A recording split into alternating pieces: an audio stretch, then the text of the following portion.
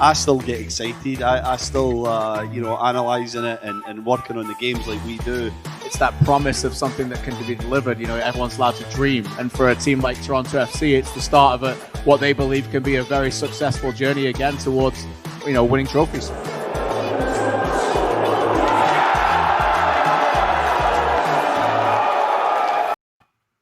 It is Footy Talks presented by Benjamin Moore. Great to have you with us, Luke, Stephen and KJ. And a great show coming up for you today, including the general manager of Toronto FC, Ali Curtis, and Warren Creavalle, former TFC player, a teammate of yours, Stevie, with TFC a few years ago. Warren Creavalle now with Philadelphia Union. He's injured at the moment, but we'll get the lowdown on Philly and also on his fashion designing. And you'll remember that at the MLS's back tournament, the T-shirt that everybody was wearing, Black Lives Matter, the coaches, the players as well, that was designed by Warren Creavalle. So we will get into that and ask him a little bit about that moving forward as well.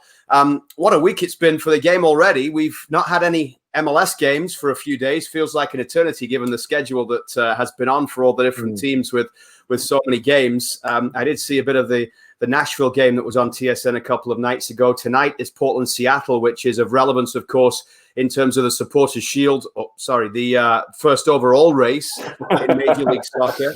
Or maybe the Shield.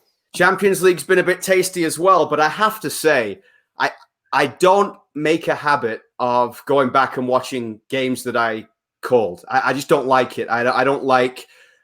it's very difficult for me to go back, watch a game and enjoy it, because I'm listening for all the things that I wish I hadn't said or I had said differently or I forgot to mention or I misidentified somebody.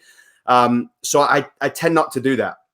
But last night I went downstairs after putting the kids to bed, turn on the TV, and it's up to the 60th minute on TSN4. Had no idea it was going to be on, of the 2016 Eastern Conference final between TFC and Montreal.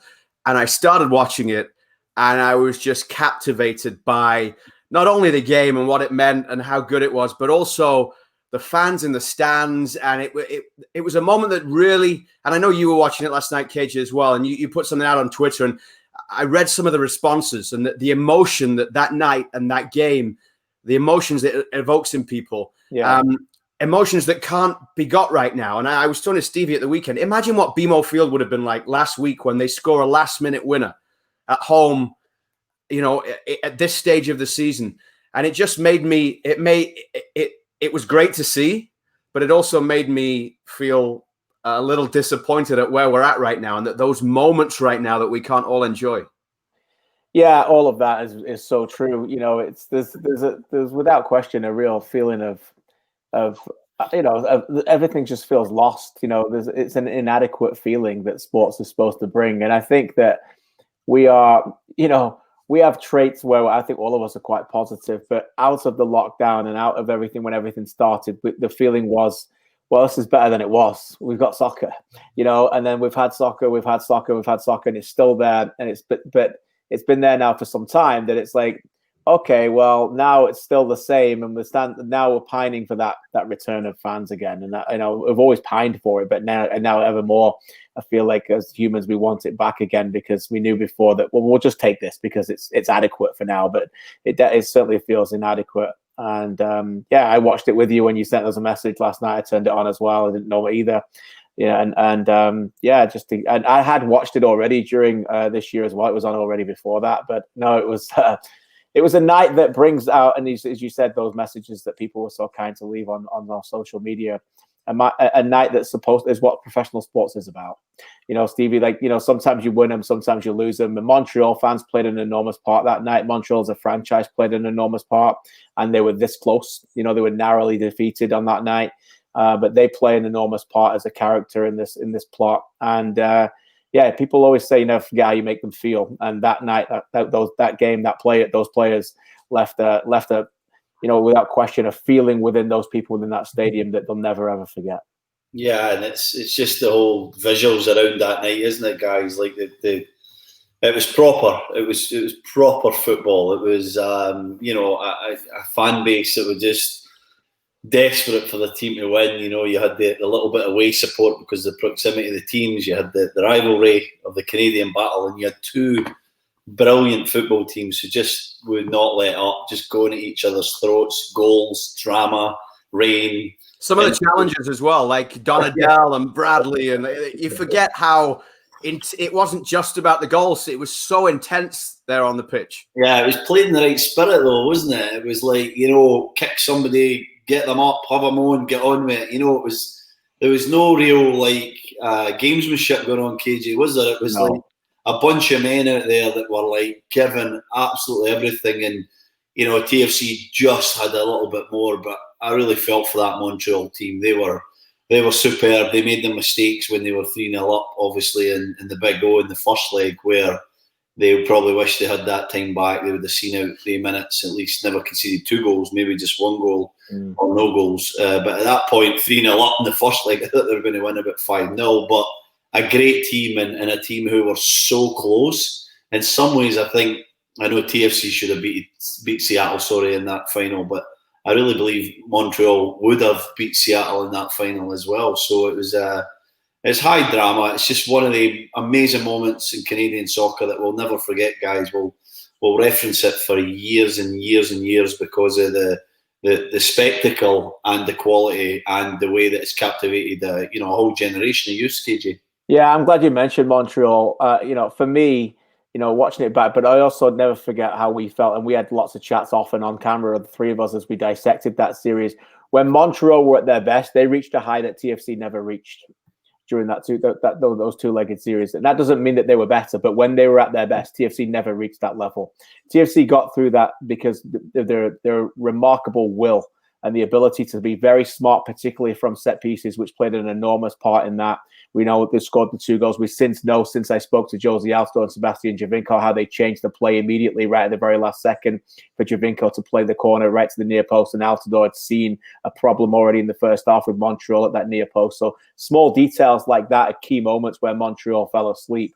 But the overall play of Montreal, particularly in the first half in the Big O, when we eventually had a game after they started painting the white lines. The whole thing was absurd. Yeah, the whole thing is absurd. But yeah, Montreal were, I think, there's a lot of images that night that I remember. Hassoun Kamara, a friend of ours now in broadcast, I remember him just lying down. He after the final whistle, I'm on the field trying to get interviews, and he just couldn't pick himself up.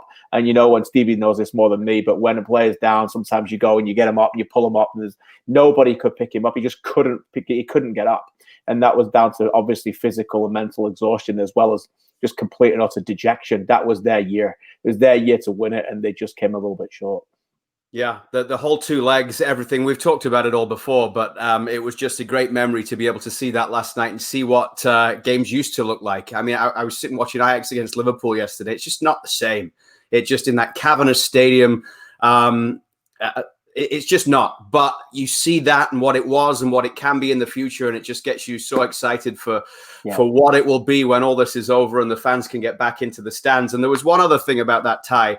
The 2 legs that we don't get now because it's a 1-leg knockout. And I saw a clip of Jamie Carragher talking yesterday on CBS Sports, and they were doing a quick fire round of different questions, a bit like the onside offside thing that we did a little while ago on TSN. Yeah. But the question was, should the Champions League go to the one-off games and finish the season like they did this last year with the quarterfinals, semis, and the final? And he was absolutely against it in terms of, the 2 legs, the drama that it brings, the possibility of teams to play home and away, and just over the course of that 180 minutes or extra time, all the different things, different scenarios that can happen. I just think that's better. I just prefer the 2 legs. I appreciate the 1-game knockout has some differences in terms of getting the momentum, but that if that was just a 1 game at BMO Field, we're not still talking about it now and showing it last night on the TV. It was everything combined with the 2 legs. You're right, and it also generates the rivalries that we now discuss going forward. And every time you talk about Toronto FC playing Montreal, it's organic. It's been formed because of that series, and subsequently other ones, Canadian Championship finals being decided in the last minute. Other ones, obviously Montreal had beaten TFC the year prior to that. 3-0. So you need those. I'm with you. I'm an enormous backer of a 2-legged playoff format. Right now, it just feels like the playoffs is just quick, get it out the way and done. And I know last year was it was exciting and a lot of goals, but I do think that there's potential for it to be the opposite way around now. Stevie, I certainly think at the time when it came out that the game could be tenser. There's so much more to lose. If you're a number 10 seed and you've won your first round and you're going up against the number 1 seed, you got one game. Anything can happen. We already know that in this great sport that we love, that there's opportunities for the bounce to go here. There's a lot of fortune and luck that can happen. So for me, I'm a big backer of the two-leg things for so many different reasons. Yeah, I think it's fairer. I think when you're talking about 180 minutes plus potentially extra time, it's fairer in terms of the best team for me will go through from that matchup, So that's why I like it personally. I know that, there's some negativity towards teams maybe playing a bit safe in the first leg, and even home teams now, isn't it, that kind of play safe because they don't want to lose that away goal. But I still believe in it, KJ, and I do. And so, we talked about Shakhtar Donetsk yesterday, KJ. You had me on the Sirius show, which was fantastic, and how brilliant they were. Absolutely brilliant. I could talk about them for an hour, the tactics, defensively, on the ball, the bravery of the players, some young guys out there for them. But would they have been 3-0 up at a packed Bernabeu? No. They wouldn't have been.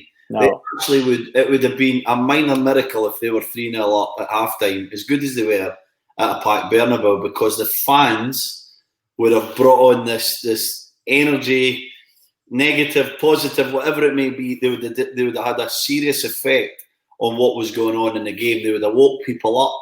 They're playing in the reserve team stadium, which is not even a full stadium, empty. Yeah. It has that feel of like a training game.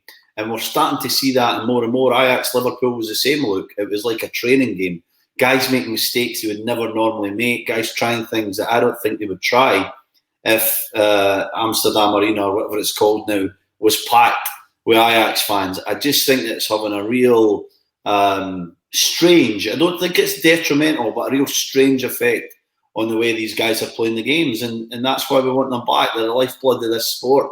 They really are. We've realised that through COVID, and it's amazing that we all appreciate that now, that there's nothing but the fans. I think even the players and the clubs appreciate that as well. Yeah, and you look at TV pictures from that game last night, and it's nowadays you watch the game, you see the players on the pitch. The amount of times during that game where part of the excitement of the game was shots in the stand of the fans, their reactions, how it was going, that sort of thing. It's a huge part of it, without a doubt. Hi to Christian, who is with us from Argentina today. Dominique is in Belgium as well. If you're a little closer to home, you can also send us a message. Let us know where you are watching Footy Talks today.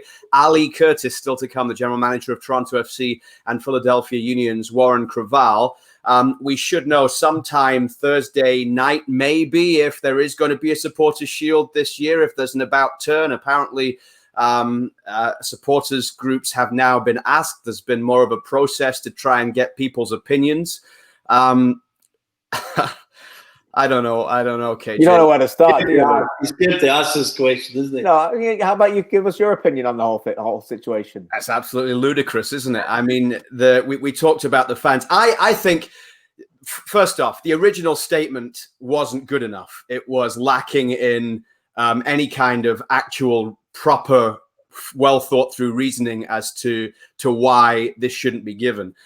Secondly, then when that reasoning did come in, I don't think it was worth not giving a supporters shield for the reasons that have been outlined.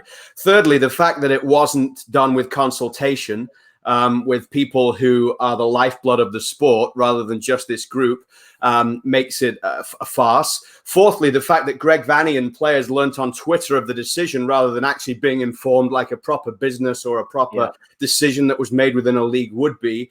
All of this just comes to why the whole process is absolutely incredible that this has actually happened and got to this stage.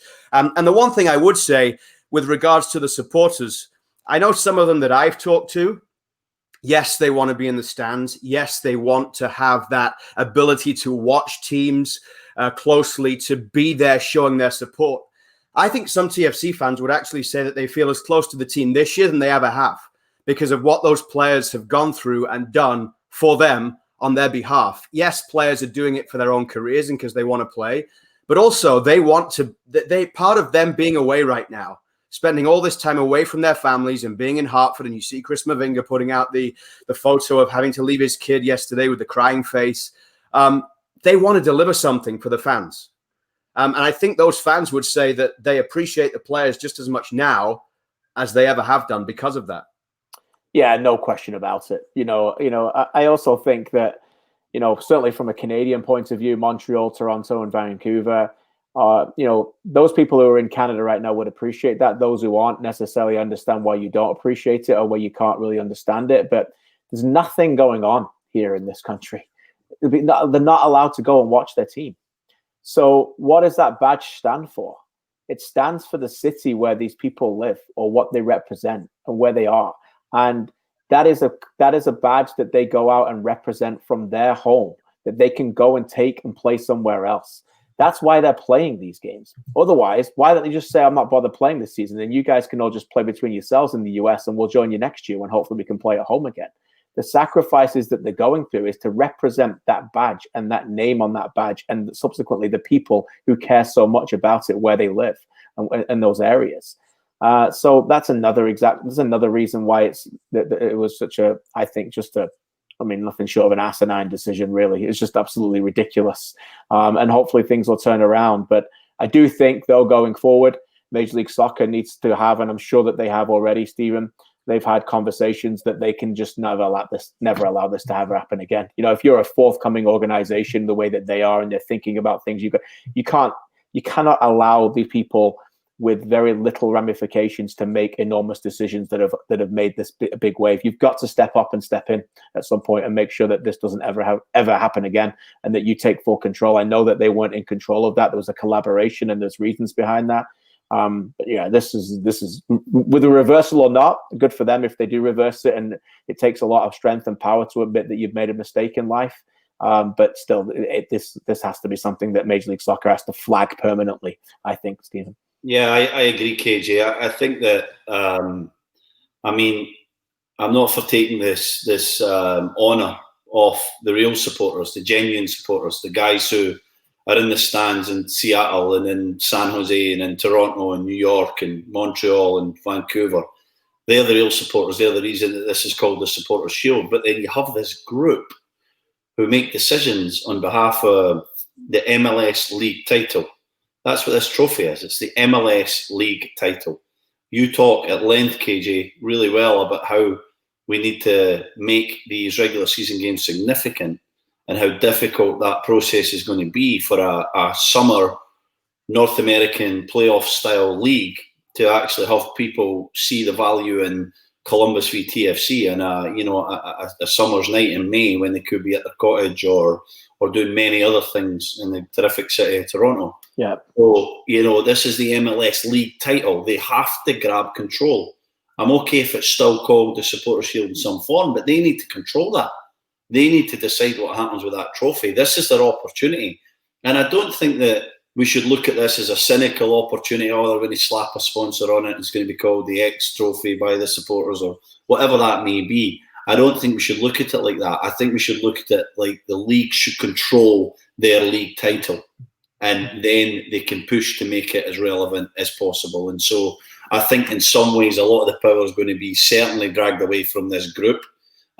Maybe potentially it won't be called the Supporters' Shield and someone else will be developed into that. I personally would like them to be involved in some way, but the real supporters, the guys that are there on the field in any of the wonderful cities where we have franchises in MLS, awarding that shield to the group of players that deserve it.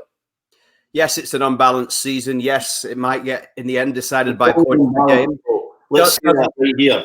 It's always unbalanced because you play teams in the West, some away and some home. And the other thing I was going to say about that is MLS Cup isn't balanced either. You're giving your biggest trophy away over that. Like we're talking here about TFC will have played 23 games. Okay. You're going to give your biggest trophy away after playing 4 games, having reduced the number of games to a knockout round. You're also going to give your biggest trophy away. Like KJ mentioned with the Eastern and Western Conference trophy, you have to win maybe 2 games to get through and be an Eastern Conference champion.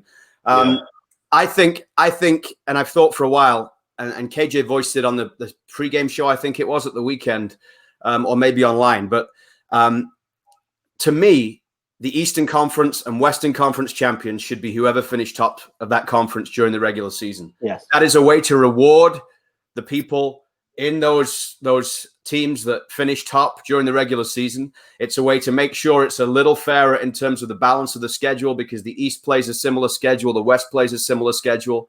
And yeah, you don't win a trophy. TFC beat DC. They had a good win at New York City. They had a good win at Atlanta, but 3 games and they're Eastern Conference champion.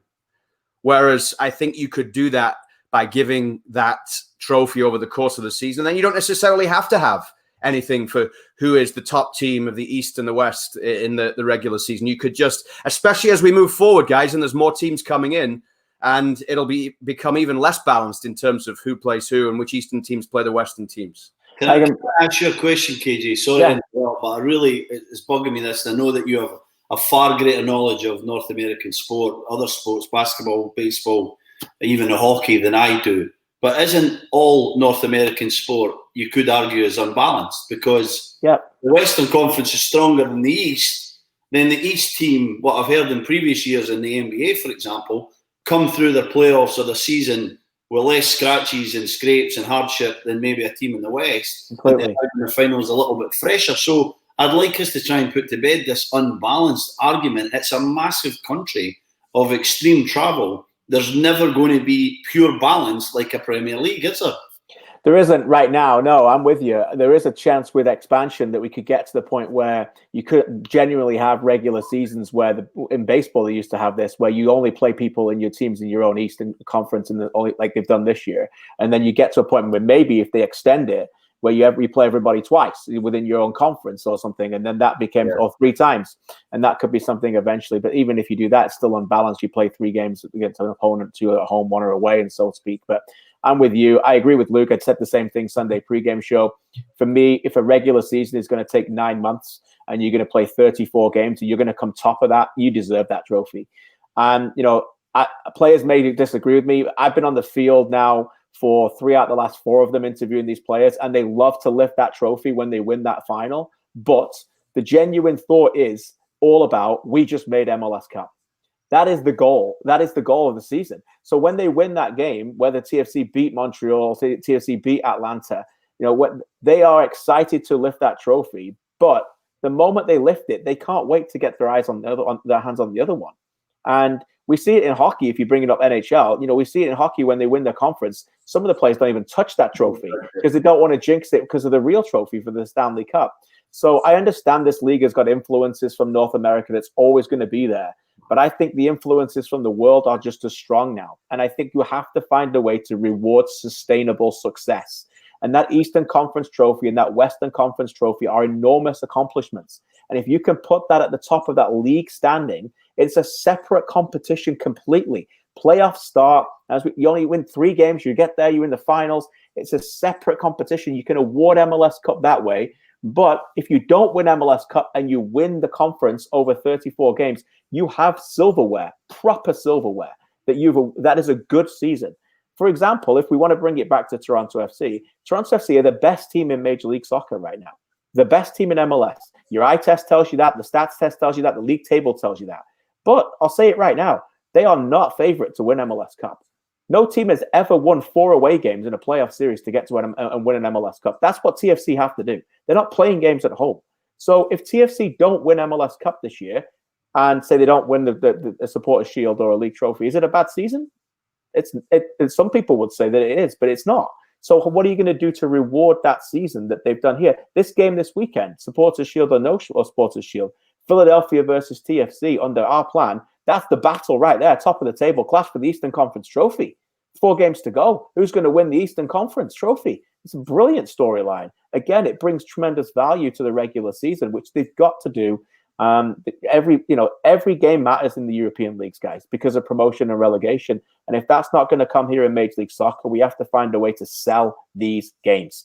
Every game matters. No, Newcastle, Brighton in September. Oh, this is a big game for Newcastle. They can't lose this. They might get relegated. That's in 8 months, but there's still a big game.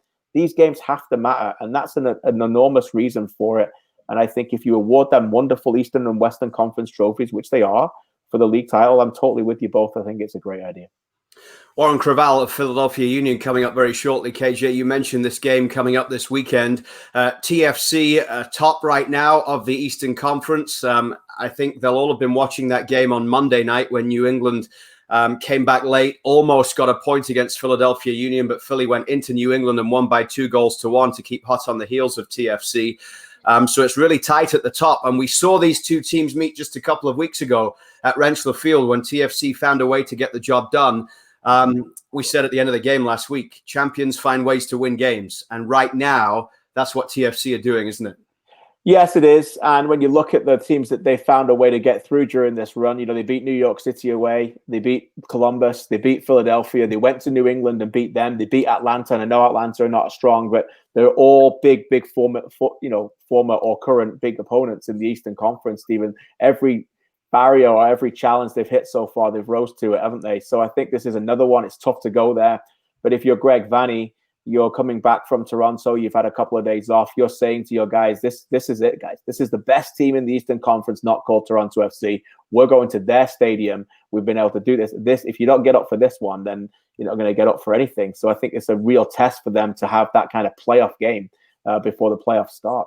Yeah, I think it's going to have that real feel of a big game. I'm really excited for this one, actually, because I think that, with them playing just a few weeks ago and setting it up nicely with TFC coming back strong in the second half and really Philly looking quite leggy and jaded. And so I think Philly will maybe be a little bit angered by that, disappointed in their own performance and sort of really excited and saying, okay, here we go, roll the sleeves up. We're going to show these guys we're the best team. And we know the mentality TFC have. So I see a real psychological battle here, KJ. I do see two brilliant teams, but I think that there's a real mentality to kind of show the other one that we're the best, So I think we're going to get a great game. I think we've got two teams with somewhat similar style with the way that they play in terms of getting numbers in the middle of the park, more of a diamond from Philadelphia and potentially a box from TFC, but similar styles and real top players, numerous guys playing the best football of their careers, and that's something quite significant as well. And amongst all this drama, you've got a Larea and a Fontana and a Mavinga and an Aronson and a Bedoya. He's playing some great football. Yeah. So you've got some real performers out there. It's going to be a terrific match, I think. You talk about players playing best football of their careers right now, Stevie. Obviously, Larea is one. Would you put anybody else in that bracket right now for TFC?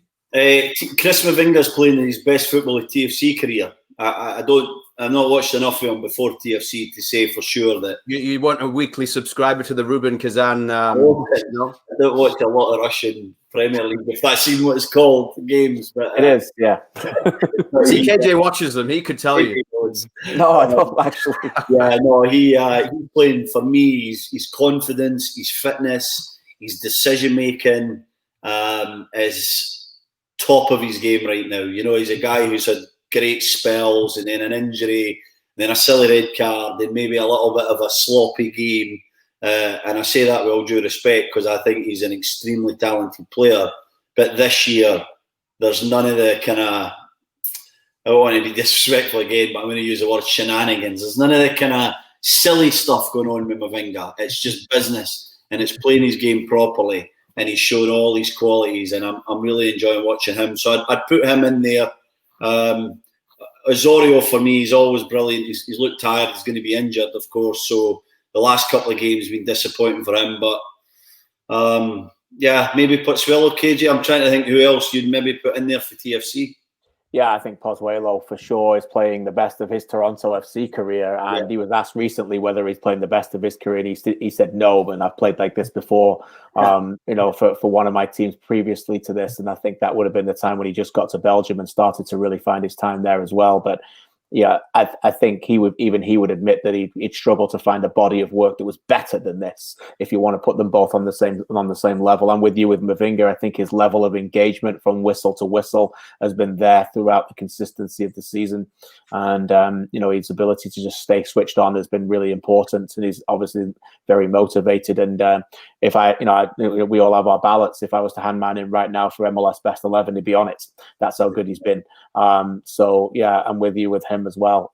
Yeah, and I actually think Quentin Westberg has bounced back again. I thought he was tremendous in key areas again in the game last weekend. Just the small things, the small things that Stevie and I were talking about even prior to the game, when it's not even the saves, it's just his positioning a lot of the times that he just needs to be in the right position and reading the game and being ready. And I think that's a really a big factor of the game. And we already know how much leadership and calmness he brings to the team. And I think that has really helped his centre backs in front of him as well. Yeah, was it Sunday night I said, look, where there was the one where it was a little through ball and he came out, didn't he? And it looks simple. He catches it, quick throw, KJ, and 6-8 seconds later, it's at the end of the field. Yeah, I did a libero on it for Sports Centre. Yeah. We've seen it recently, but it's the little things with Westberg that his positioning is elite. It is top drawer.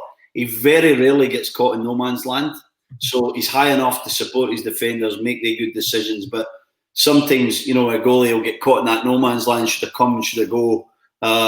Or should I stay back? But he doesn't have the decision. So I agree with you. And big saves at big times as well. I still think maybe a couple of question marks coming for crosses and stuff like that. But I agree, he's playing some great stuff right now for TFC. One of the interesting things about watching that game last night from 2016 was seeing, I'd forgotten exactly who started it, who was coming off the bench. And you think about where Jonathan Osorio is now and what he's meant to this team the last few years. He's coming into that game. He wasn't starting that game back in 2016. He got dropped, if you remember. He got dropped because he started the game in Montreal and got pulled off at 3-0.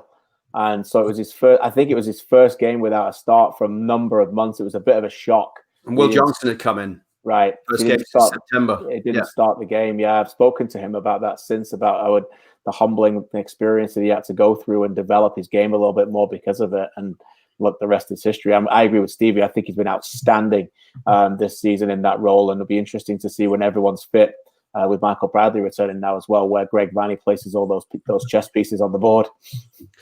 Just waiting for Warren Creavalle to join us and Ali Curtis coming up later as well. So let's do the Benjamin Moore do-it-yourself play of the game.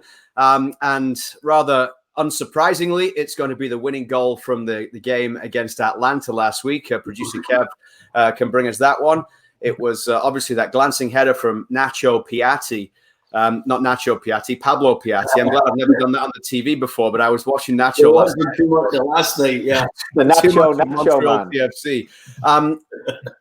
Obviously, it was great work down the right. Richie Larea manages to create it, but the more you look at the header from Piatti, there was only one place this could have gone. There was only one way he could have made this connection with the ball when he clips it in here, that it was going to creep into that corner, and he got it to perfection, didn't he? It's a sensational header, and it speaks to me about an area for him that I thought about for some time, that we're starting to see more and more, that he's got a terrific eye for goal. He really does. And, Stevie can talk about this more than me. He's scored more headers than I ever in my life, but just the ability to just glance it off his head and put it in the right direction is terrific, Stevie. And again, the man for the moment, I think Piatti, as I said in my Sports Centre after the game, I think if you could pick a player to score a winning header like that to boost the confidence right now, you'd pick him, because I think the 2 or 3 games prior to this, he looked pretty tired and didn't reach the level he needed to, but he's been fantastic for the majority of the season, and that just goes to show you that he needed that there, and it's a great finish. Guys, I could watch that header 1,000 times. Every time I see it, I'm just watching it there. I'm barely listening to you, KG, sorry, but I'm just... That's fine. I'm used to that. I spend 90 minutes like that every single week. Looking across games going on, Stevie's there with his cookies or brownies that he's been given from the wonderful Mrs. Jack. No, I'm serious, guys. It's like, technically, it's incredible. He's beyond the near post. Let's talk about that to start with, right? So he's beyond the near post. To get it in the far post is really, really difficult. It's got no pace on it, right? So what do you try and do? Generate pace. You generate pace, it inevitably goes over the bar. He doesn't do that. He knows he has to guide it. It's so perfect, the precision of that header, the way that he guides it, the way that he comes back towards the ball and he just glances at his sublime technique. It is outstanding goal, and I love watching it because there's so many things that could easily have went wrong to try and kind of generate, a goal from that effort that he sort of stopped himself from doing, which I think is quite phenomenal. And I agree with KJ. He's starting to be a player who is quietly having a massive influence, and he's a guy who knows where the net is, and we're starting to see different finishes from him. We're seeing tap-ins, we're seeing headers like that, we're seeing 30-yard shots, 25-yard shots. He's starting to come up with the big moments to support his buddy Pozuelo in the middle of the park there. He's a good header of the ball too. I've seen him score heading goals before he came to TFC. If memory's right, it could be wrong, but I feel like he scored one at the Camp Nou against Barcelona too, a header. So for a player of smaller stature, he knows what to do with it for sure. Yeah. Just before, Warren Creavalle is on the way, and so is Ali Curtis as well. But we did the Montreal game last Saturday night as they managed to beat Miami. You mentioned Camp Nou there, and it takes me back to thinking about Thierry Henry's Barcelona days and Bojan as well. And I was sitting at the kitchen table last, was it Friday? We did the call with Thierry Henry. The house in absolute chaos, right? Dishes piled up all over the sink. 2 kids spilling pasta all over the place and tomato soup all over the table. My wife trying to sit working in the corner and I've got my headphones in, and I'm sitting there listening to one of the greatest players ever to play the game, a worldwide superstar in the game. Just having this conversation, especially with you guys, he's so natural in terms of how he talks and his memories. And at the end of that call, I put this, I just thought, in the midst of all this nonsense that's going on right now in my house, I've just had the opportunity to have 15, 20 minutes listening to and chatting with you guys, one of the game's greatest. And it was just, the whole thing was like, we have these calls on a regular basis with the managers. They're very gracious with their time. But the whole thing is just surreal when you put the phone down and think, wow, that was Thierry Henry. Yeah, no doubt. It's not got lost on us. And, he's one of these people who, whenever he says something significant or does something significant, it's going to make headlines around the world. And I don't think that's ever going to go away. And, thank goodness for the mute button, I suppose, in the Wildman house, please. So that's why when we do these things, I'm always like, KJ, you're asking the calls. Yeah, that's fine. That's all good. I enjoy it, and it's a team effort. So no, it's a great pleasure to speak to him. And I actually was really pleased for him that they were able to turn that around last week. And are they gonna make it in? I think they will. Yeah, I think they're decent side lads. I really do. I mean, there's a lot of issues with them defensively, and things are going to happen. They're going to have another nightmare at one point. They're just going to have. It's a bit of a comedy at the back, but. Who are we kidding? I think I won't want to play him. I'll tell you that. I would not want to play him in an MLS knockout game because, and the other thing too is that I was thinking about this before. Tyder's left and now it's Bojan's turn. Now it's his turn. Let's turn up the wick, buddy. It's time for you to turn it up. Let's go. And he did it last week. Hey, Stevie, when we did the game. Is he going to be a DP now moving forward? Right. So what deal about him? Why not? Right. I mean, sometimes you need to take that big player out of a system and a team for another one to shine. And whether he's going to do that or not, the evidence is only very short right now in the short sample size, Stevie. But he stepped up, and as I said, when you've got that player there, and they still have injuries. Lapalainen's done for the year now as well. But if you can have a couple of players playing ahead of him and working hard like a Kyoto and a routine, you can play him behind. I think there's something there.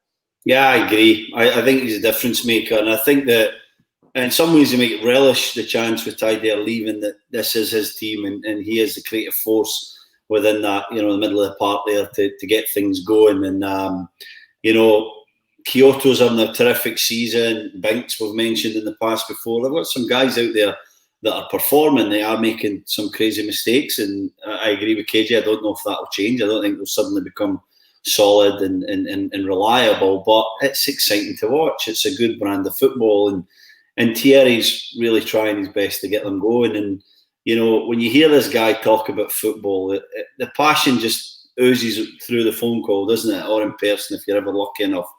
And it reminds me of a time when I had an international break when I was at Wigan, and I went over to New York to visit Carl Robinson, my old teammate who was playing for the Red Bulls at the time. Thierry was there. And I went to training. I'm watching practice, and I'm at the sidelines, and he sort of comes by near the end, and I never like had a conversation with a guy. I played against him 3 or 4 times in the UK, and he walks by and he says hello, and I'm polite. I say hello, and before I know it, we start engaging in this long conversation. When I say long, I mean like an hour or two.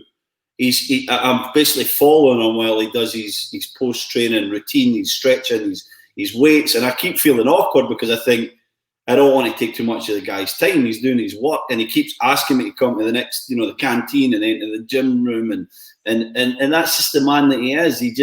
He loves the game. If he finds somebody that he feels can kind of engage in this conversation in the game with him, he will talk about it till it gets dark, till it's midnight. He loves football, Luke. And you can tell that for every conversation you have with him, don't you, KJ? Yeah, no doubt about it. It's special. And hopefully his players can still continue to do that with him a lot and relate to him in Montreal. Certainly not the first time you'd followed Thierry Henry around, because I remember having a Highbury one day. Behind him, trying to catch him. What a player. And that's a good point, because he is like the Messi, the Ronaldo, my generation. I will always look up to that guy, even though I was on the park against him a number of times. Guys, he could do things that you just can't believe. I can still remember like how, I'm thinking, right, I'm going to drop off him, and then he'd get it and turn and run at me. And I think I'm going to get real tight, and he would spin me. And he was one of the few players I'm going like, I don't know what to do against this guy. I'm just like, I'm beat all hands up here. Like, I've got no answers for you. I just hope that you trip up or you go off or you don't fancy it today, because he was that good in the early 2000s. Getting ready for TFC against Philadelphia Union this weekend. It's Footy Talks presented by Benjamin Moore. Former TFC player, former teammate of yours, Stevie, is with us now. Warren Creavalle. Warren, how are you? Thanks for joining us today. I'm doing all right, man. Appreciate you guys having me on. What's going on? First off, how are you physically right now? Because you've had a bit of an injury. I think I saw Jim Curtin say that you won't quite be ready for this weekend. Yeah, coming back from ankle sprain. Picked that up in the Montreal game. So just working to get back as soon as possible. Obviously, it's coming towards the end of the season. Games coming quicker than usual. So you miss more games, with these injuries these days. But, the playoffs are the important picture. Get into Philly in a moment, but I just want to ask you about your time in Toronto, a teammate of Stevie's, of course. So apologies for that, commiserations. But you were there just a little bit over a year. You had the transition 2014, Ryan Nelson into Greg Vanney. How do you look back on the year or so that you spent with TFC? Man, I think it was a really important time of my life in general. Career-wise, it was following the only surgery that I've had with my patellar tendons, knee surgery, and just kind of finding my footing back in football, and in a new environment, new everything, new city. It was a really big time of growth. Having a guy like Stevie in the locker room was amazing. To this day, one of my favorite skippers that I've got to play for. And just the way the city embraced me, and having, good teammates in the locker room, guys like Ashton Morgan, Luke Moore, this is, really high character guys. It was a really positive experience for me. It's great to hear, Warren. Great to have you on. It's an absolute pleasure to talk with you again. Take us inside Philly right now. What's it like there? I know every time we talk to Jim Curtin, it's always a really warm experience. And I know the club is run brilliantly from top to bottom. What's it been like? I know you've been there for some time right now, but this is a real superpower now. It's great to see you guys at the top of the East and contending at the very top with TFC this weekend. Yeah, no, absolutely. Obviously, being, the top two on the table, there's going to be, a different air around, the change room. And, you really see that, you could be on the brink of something really special. We've had a lot of guys contributing in a lot of different ways, and that's something you see when, teams are, able to accomplish these things. You look back at, the 17 Toronto's teams, and, you see different players contributing in major ways, and, you start to see, seeds of that. So it's really exciting. Warren, you were a terrific teammate, mate, but you were also one of the coolest guys that I ever got to share a dressing room or some time with. And I want to talk about your other passion in life, which is obviously fashion. and what you've done there, and maybe explain to us how that started and what you're doing in that space, and then obviously give us a little bit of info on how it came about that you were designing the Black Lives Matter t-shirts for MLS's back. Yeah, man. I mean, obviously, having my own brand, I don't say that I'm too much into fashion, more into, style and, self-expression more so. But yeah, man, I mean, it's definitely a passion as far as that goes. And, pointing back to that time in Toronto, it really, kind of solidified. And, as far as my brand goes and the aesthetic goes, I think that city had a really big impact on, how everything looks, how everything's presented, kind of what my brand looks like and what my work looks like. So I'm always, thankful for that. And being able to translate that into meaningful work, working with BPC, working with the league to, make, these powerful social justice messages, has been really a blessing. And, to do that with, inside the frame of football, it's really been, all the stars aligned for me. So when you're saying that Toronto influenced you in that, you looked at Stevie and thought, I want to be different. Like, I don't want to, this is not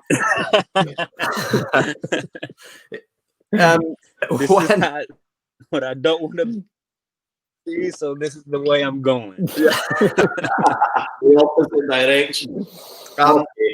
The Black Players for Change, the T-shirts that you made that were worn in Orlando was a huge part of it. But I also saw you talking recently about what it meant to you in terms of the demonstration that happened before that first game in Orlando with the 170 players that were there. How special a moment was that for you? It was huge. I've said, going into that, it almost, not almost, it felt like we were going into, a championship match almost, those kind of nerves, that kind of adrenaline, and, following it, feeling like I just played at an actual game in the morning. So it was just, an incredible moment. And, I think in that time, everybody could, see the broadcast back, I think that was shared with the masses as well. Go ahead, Luke. I was just going to say, do you think enough is happening now in terms of the next steps forward for Major League Soccer? Sorry, I lost you a little bit. Can you repeat that? Yeah. Do you think that was obviously a great moment, but is enough happening now in terms of the next steps within Major League Soccer and Black Players for Change, the things you're trying to impact? I think the next steps, will really happen in a lot of localized areas, right? So, players and owners really, putting their heads together in their respective markets to make meaningful changes in their communities and, planting those seeds, in as many different places as we can to make a collective change. And that, all over the, country, the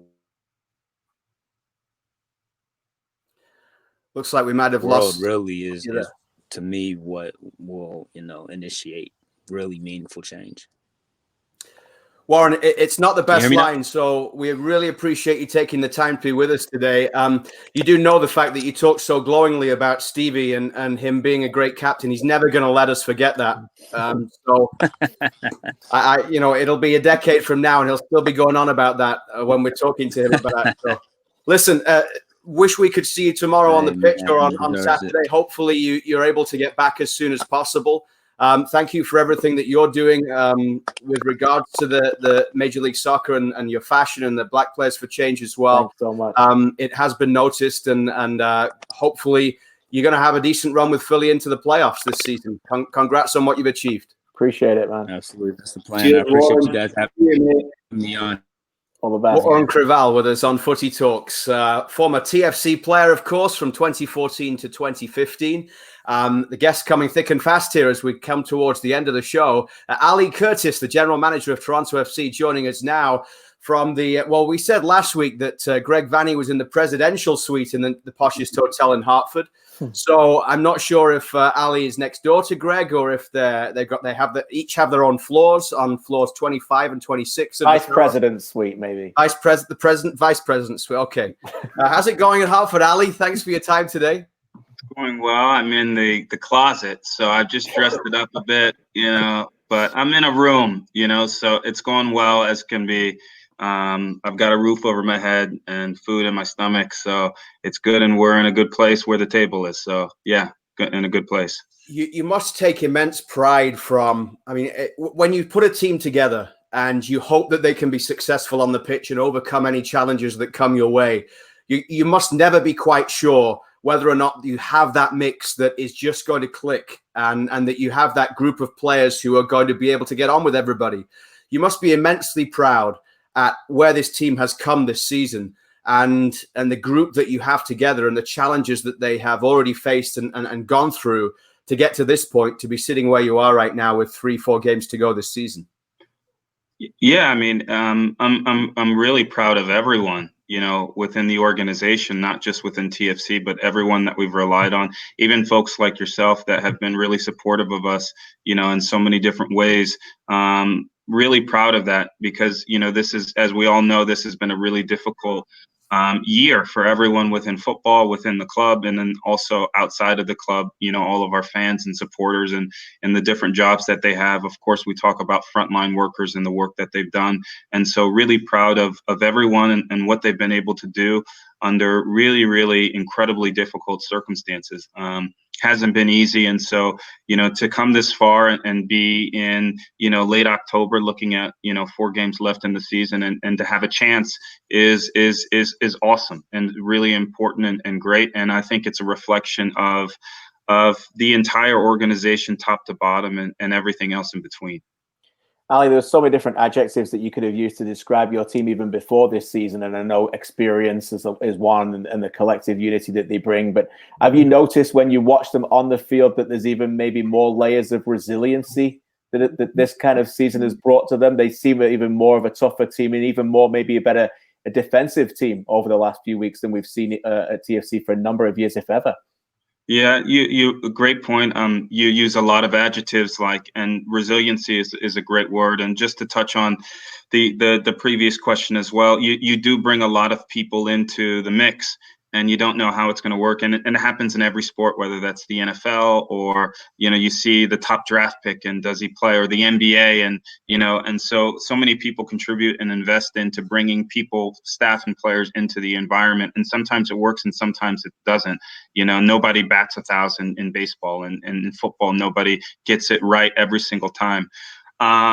This group has had a tremendous amount of resiliency. Part of that, I think, is also a result of, I think we have, there's been some consistency year over year. We have some really, really great veteran leadership. We've got a great umbrella company in MLSC that helps with guidance and resources and all these types of things, which are really, really important going through these difficult times. Keeping people together. So many different lines of businesses throughout the country, throughout North America, have gone through downsizing and reductions and all these types of things that impact culture and impact kind of the fabric of what you try to achieve. And I think our organization has been really resilient and strong during those moments, which also resonates at the team level, whether we're talking about the Argonauts, the Raptors, or the Maple Leafs, or TFC, and that permeates throughout the club. And our guys have had to, and by when I say guys, I mean, staff and players. They've spent time, close to a month in Orlando away from their families. Then we have 14-day quarantine back in Toronto. Then it's 8 or 9 days in Hartford, 2.5 days back. Then it's 18 days in Hartford. Now it's about an 11-day stretch. And so, I think everyone throughout this moment has been talking about being able to adapt and be resilient. And I think our guys have done a fantastic job at it. I'm really proud of them. especially, and you've seen all these different events that have happened since May 25th when George Floyd was murdered, and all these other different things that have really impacted your psyche and rock your core. And our guys still have been able to go to work and do the things that they need to do to get the job done. Ali, I think back to 2014 when I was captain in TFC, and we made the splash with Bradley and Defoe, and we were quite tight and solid then. But I think we felt the pressure as a group to kind of have a kind of clear identity. And the point I'm making is that in 2020, I think TFC have achieved enough success that they can sort of play in any way that they choose. And I would like to know, is it an organic thing, the way that you guys are playing right now, looking so solid and maybe winning a lot of games by the odd goal, or is it a sign of the times, or is it just allowing these guys to go out there and do their business because you have such trust and they have such experience of winning and success? That's a really good question, Stephen. I think that it just, like a lot of different things, it's kind of a combination of everything, and so, like, so much attention and focus has been on, okay, what do you do with this virus, right? And so, and even then, there's not one different solution. Yes, it's it's hygiene, and then also it's testing, and then also it's distance, and all these types of things. And then hopefully at some point we'll be able to add into the equation vaccine. But even then, that's adding in one element of the equation. Still, all those other things may need to exist in order for us to have the right solution. And I think it's no different than with this team. I think that, and I think we're fortunate to have consistency, with our coaching staff, with our players, and they've played in big games, not just in at the club level, but also at the international level. And so we're fortunate to have guys that can get the job done and have gotten the job done in a lot of different ways, which allows us to, just like this pandemic, adapt for what's needed on the night.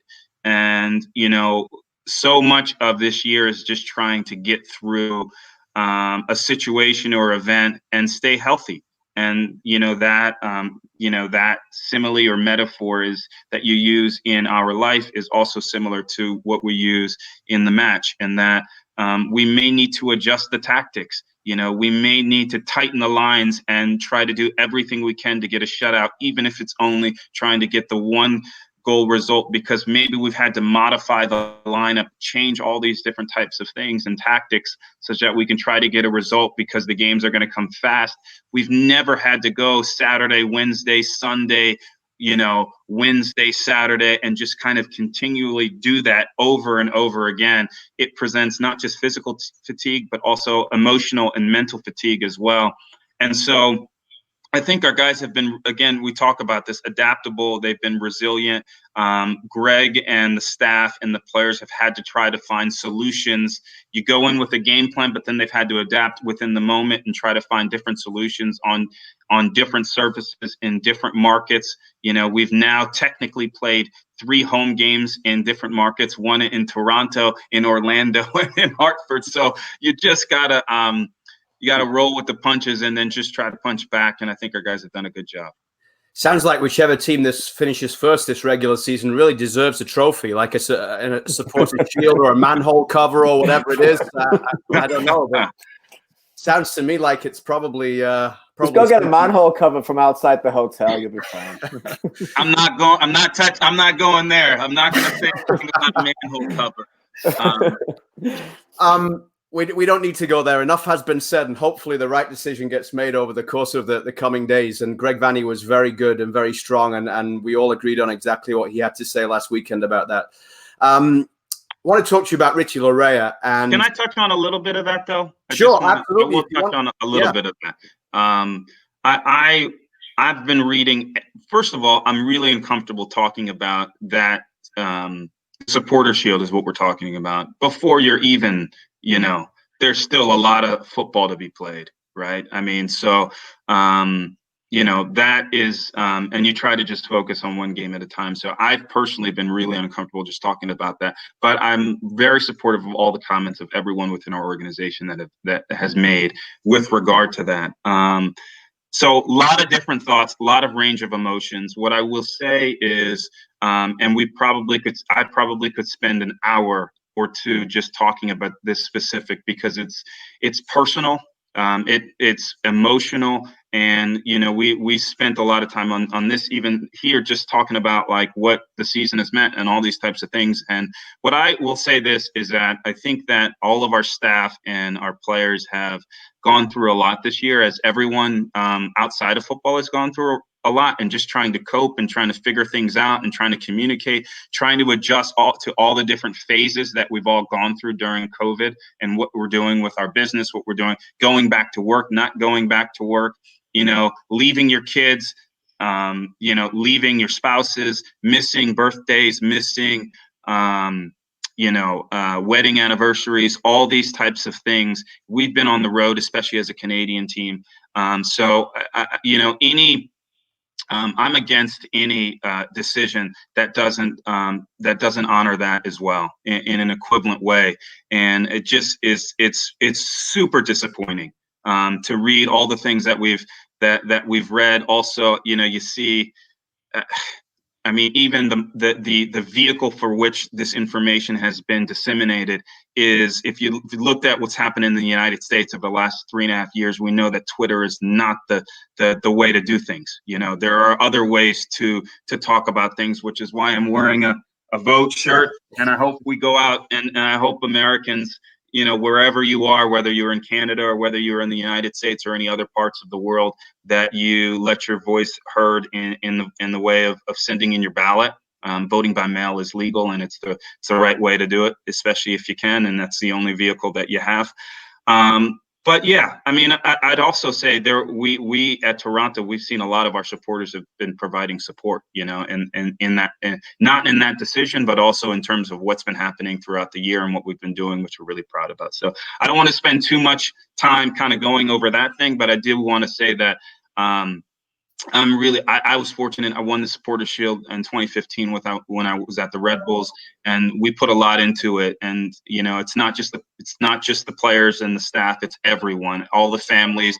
And this year has been yeoman's work. It's been really, really difficult. And I hope regardless of what happens, to be honest with you, at the end of this regular season, at the end of this playoffs, we're going to celebrate as a family. Because we've done so much. We'll continue to put everything we can, and we'll celebrate this year because of the year that it's been for all of us. Well said. Absolutely. And I appreciate as well the fact that you and a lot of your players are using their voices for important things that aren't just football related. And you've done that on a number of times with us here on this show. Michael Bradley does it often. Justin Morrow obviously is playing a key role. It's more than about just being footballers. And that is something I think that has been a key value and will be obviously under you moving forward, Ali. Yeah, I appreciate you saying that. It's important. It's, we all have this thing, these things that we do to try to keep a roof over our head and to feed our families and to keep ourselves engaged in things. And that's our work. That's our profession. And if we're lucky, that's also our passion. And I think that you also can't lose sight of life and what happens. And so, when I talk about, what this year has meant, and it's hard from a sports, people, I think there are people out there that don't feel that, folks within sports can have a voice on some of these things. Maybe they make too much money. They get to have a passion for a living or whatever it is. But, their kids don't think that way, and so when they leave for an Orlando bubble or they leave for Hartford, Connecticut or whatever it is, their kids don't all they do is they see their mom or their dad leaving for an extended period of time. And we only get one crack at this thing, in terms of life. And so it's important that we honor those things. And it's important that we do everything we can within the lines and outside of the lines that can impact our lives in a very, very positive way. And I think, there's a recognition that we've come so far, as mankind, but there's so much more distance to go. And if anything, I think we've really seen that the last 5-6 months, and fortunately, there's been a recognition of that. I think at the board level. Especially, I mean, I can't tell you the great conversation I had with our owner, Larry Tannenbaum. And then also there's been a reaction, of reflection of all this, even at the player level, at the staff level. And so we're trying to do some good things, and we're trying to, you do have a platform. We're trying to do some really good things that can impact all of us within the game and outside of the game. And that's really, really important, because, we want to 25, 30 years from now, we want to be proud of what we achieved within the game, but it's also our life. And we want to be proud of how we were able to impact people, relationships, and all those types of things. And for me, that's quality, and so, that's, it's not just how well you can kick a ball and do these types of things, but it's also, we talk about the character that you bring within the locker room and those types of things. I hope that people will be remembered, and events will be remembered by not just what happens on the field, but also how they were and what they did outside of the field. So it's super important, equally important, and we're all trying to push equally as much. My hope is certainly the same, and I would stress and tell you that we have those conversations more often. We want to do that on these shows. That's what it's about. It's a soccer show, but at the end of the day, 2020 has been tough on everybody. Let's just show everybody more love and compassion and be there for each other. That's what we're all there for. You say you hope in 25 years people will look back. I can tell you already, people are looking back and saying what a great job you've done already in this organization and your players in this league to stand up for social injustice and all of that. And I'll add this. I know the fans don't always have a voice, but I know, listening to some of them, there's nothing more special as a fan of a club when you know that club represents the same morals and values of yourself. And then they can stand up for what they believe is right. And as I said earlier in the show, this is a country right now featuring 3 MLS clubs in Toronto, Vancouver, and Montreal that are not allowed to play games in this country. And they have traveled across the border for those fans to represent those names on those badges, to be there for them and represent this country, wherever their fans are. And, amen to all that. Hopefully we'll continue to see that and put smiles on people's faces. Ali, just quickly from me before we do move forward, moving back to your point about Hartford, that has become a home. It's where you're representing Toronto. If you do go on and you win this league, all the home games will be played there, I would imagine. Is that now set in stone? How's it feeling? Is it feeling like a true home advantage? And if you do get all the way to MLS Cup, would that be where it would be played? Is that already organized? I think what I would say is, I think if you had to make a decision today that would be long lasting, first of all, thanks for saying those words. They mean a lot. And you and I, and all 3 of you have gotten to know each other over the last really close to 2 years. And I appreciate being here, and I appreciate those words. So I think if there was a decision today, especially with what's going on, there is this narrative or a belief that maybe as things get colder in schools, and now there's more play dates and all these other things, that has resulted in potentially the case count increasing in a lot of different areas, not just in Canada, but also in the US. So I think if the decision was today, it would be very difficult for us to play playoff games and potentially if we advance to an MLS Cup at BMO. What I think we've all experienced is that every week things change, with the pandemic. Ideally, our love would be to be able to play to play a game at BMO Field, whether that's at some point in the playoffs. So we just have to wait. It's a wait and see, and we keep those conversations going. We want to be honest and authentic with what's going on with our fans and with our players in terms of this is the current state of affairs. But hopefully things, if things could change, that would be fantastic, where we could get into BMO Field and play a game. That would be awesome. With that being said, I think the people and the folks in Hartford have welcomed us with open arms, and we're so respectful and appreciative of that as well.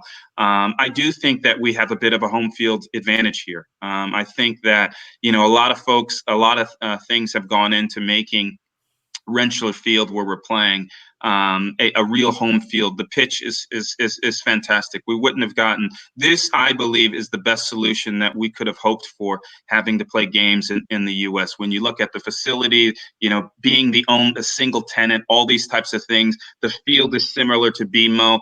BMO Field, I mean, the field is fantastic, especially when we put the hybrid in. So, but but this field is great, and so I do believe that our guys are starting to feel more at home, so to speak, than they were, say, like in Orlando and things like that. And I do believe that teams, when they come to Hartford, they feel that they're playing away.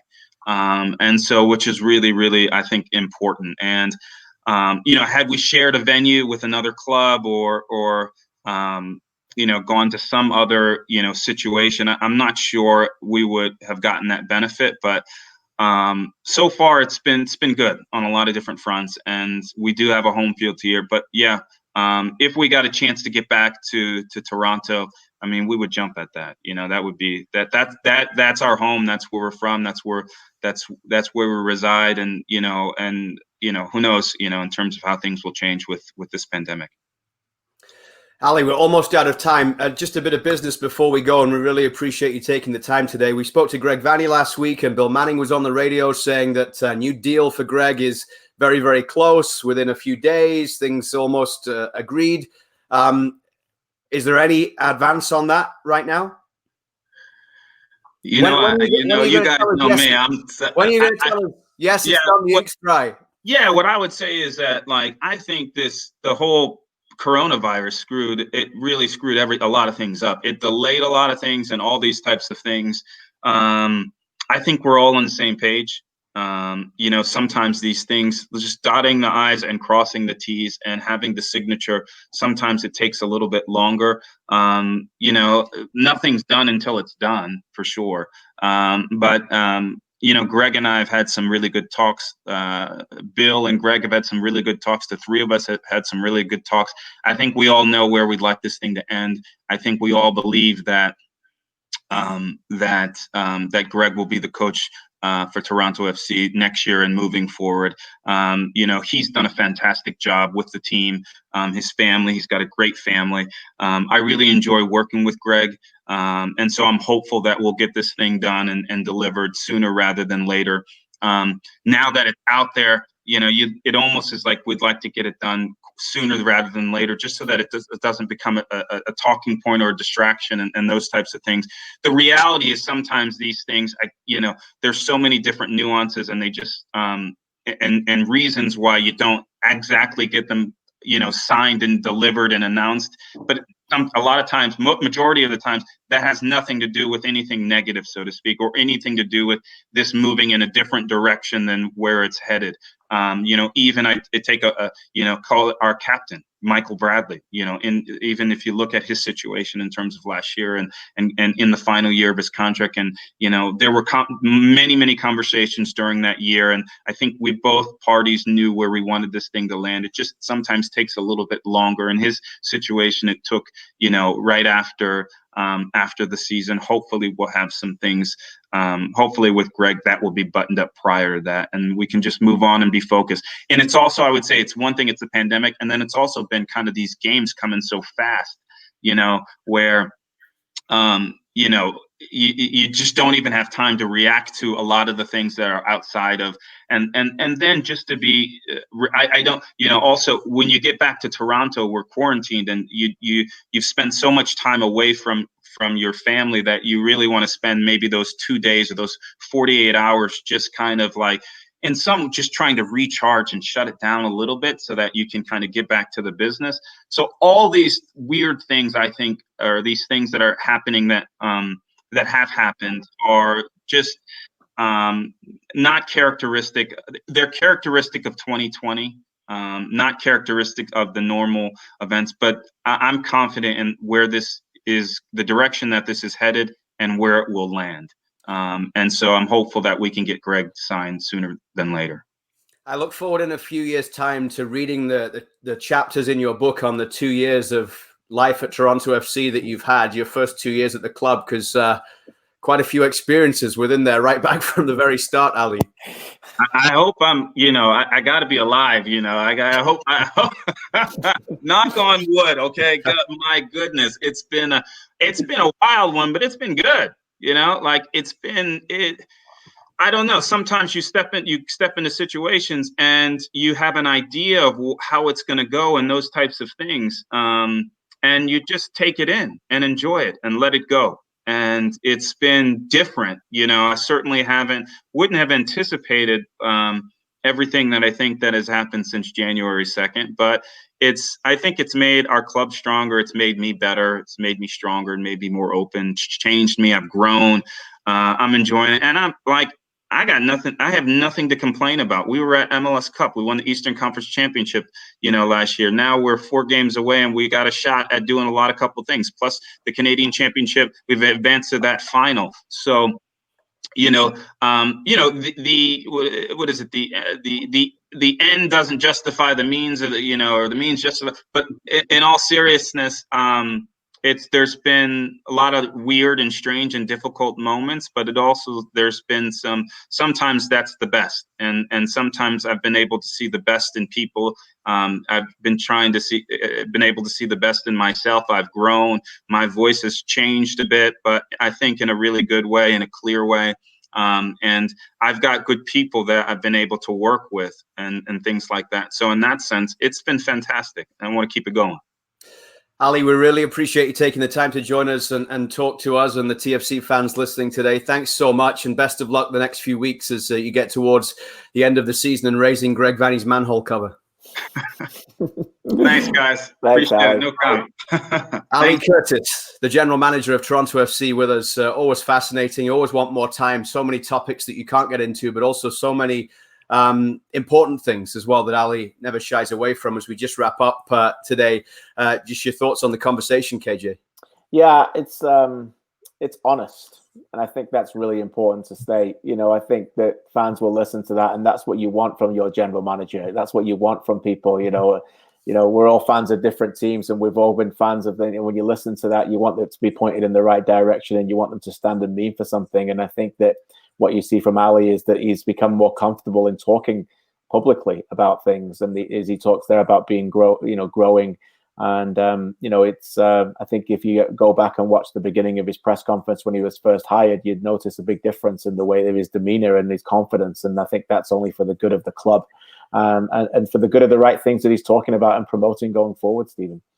Yeah, and I think credit to what he stepped into as well, KJ. I think he's a guy coming in a little bit of time out of the game, and then he stepped into a lot of stability, a lot of things set in place, and we laugh about the 2 years difficulties he's had, but really in terms of the structure and the foundation stability of the club, he's very fortunate. He knows he's in a great place. He knows he's one of the top clubs in North America, and I think that confidence that he shows us and everyone else, and that openness comes from the fact that he's in such a secure place. So credit to TFC, credit to Ali Curtis. He's doing a great job in difficult circumstances, and I really believe that between Bill Manning, Ali Curtis, and Greg Vanney, they seem to have a really strong working relationship. So once Greg signs that new deal, I'm sure that'll continue, and they'll try and keep building and pushing TFC forward. As always, great to chat footy with you guys and everything else. We'll do it again next Thursday and Saturday night. It's a big night on TSN. TFC involved, Montreal against NYCFC, Vancouver as well later on. So join us for that. But for now, thanks everyone. We'll see you again next week. Be safe. Thanks everybody.